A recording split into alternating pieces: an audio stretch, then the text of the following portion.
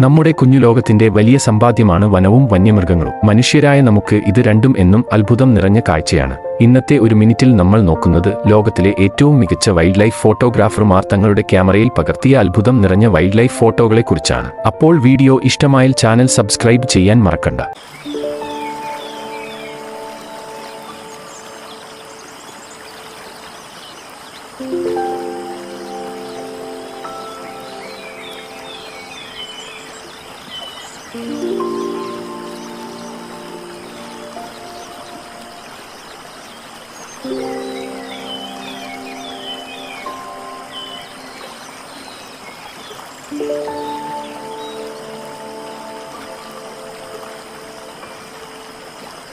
Thank you.